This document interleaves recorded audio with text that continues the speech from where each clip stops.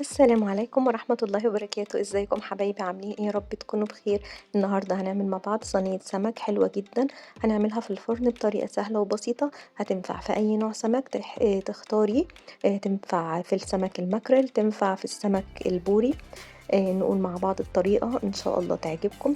هنقول بسم الله ونبدأ مع بعض. هنجيب السمك بتاعنا، هنكون طبعا غاسلينه زي ما انتوا شايفين. منضفاه كويس جدا ومصفيه من الميه. دلوقتي بقى هعمل الخلطه بتاعته. هعمل توم بالفلفل، توم مفروم بالفلفل. التوم ده انا بكون مفرزاه، فبطلعه من الفريزر قبلها بوقت، وبحط عليه الملح، وبحط عليه بقى توابل السمك، وبحط عليه كزبره، وكمان بحط عليه كمون وفلفل اسود.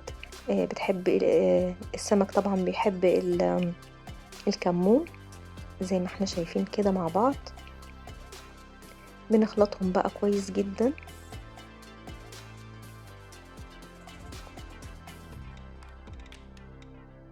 كمان هحط عليه معلقة من الكاتشب، هتدي طعم حلو جدا وتست حلو، تست كده حلو جدا.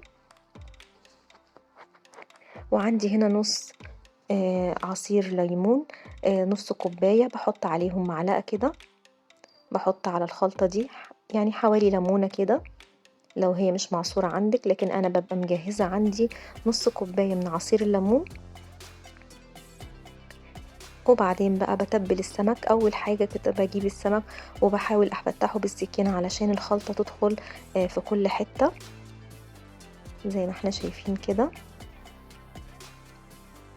وبعدين بقى بتبل السمك بتاعي، وبجيب طبعا صينية بحط فيها زيت بسيط كده، بدهنها زيت، وبحاول بقى احط الخلطة زي ما انتوا شايفين كده.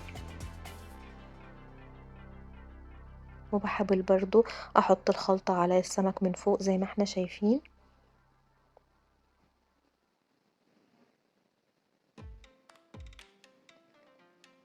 باحط السمكة كده وسمكة بالعكس علشان الصينية تبقى مكفية، ويبقى السمك مشوي من كل ناحية. لو حابة تحطي خضار تحت السمك ممكن تحطي، بس أنا ما حبيتش عشان السمك يخلص ما نتشغلش يعني في الخضار. لكن تقدري تحطي جزر وتحطي بطاطس لو انتي حابة. مكان بقى التتبيلة دي هحط عليها عصير الليمون اللي كان عندي بالشكل ده، وهحط عليها نص كوباية من الزيت، وهخلطهم كويس جدا، وابتدي بقى احطهم على السمك زي ما احنا شايفين كده. بوزعهم على السمك وبسيب السمك كده يتبل حوالي نص ساعة قبل ما احطه في الفرن. باخده بقى غلوة من فوق كده، اخليه يغلي على نار متوسطة، وبعدين بدخله الفرن على نار عالية زي ما انتوا شايفين. بيطلع بالشكل ده.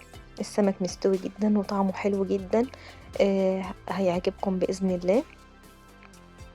والخلطة طعمها حلو جدا. ان شاء الله الوصفة تعجبكم. لو عجبتكم الوصفة ما تنسوش بقى لايك وشير، واللي ما اشتركش في القناة يشترك ويفعل الجرس علشان يوصلوا كل جديد. وان شاء الله اشوفكم على خير، والسلام عليكم ورحمة الله.